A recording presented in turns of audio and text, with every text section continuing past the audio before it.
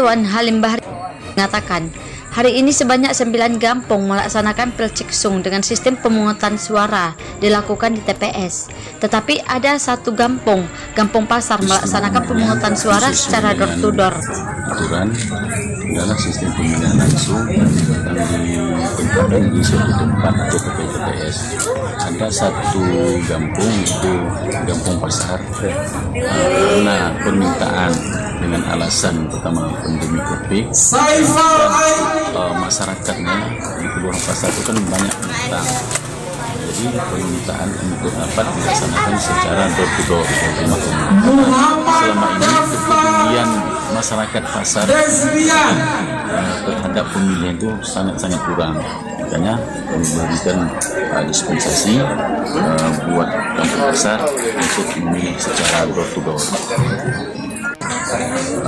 Pilciksung yang ada di kampung, 8 kampung lain, kampung lain itu dilakukan secara serentak di masing-masing TPS yang ada di wilayah Kecamatan Tapak Kuala.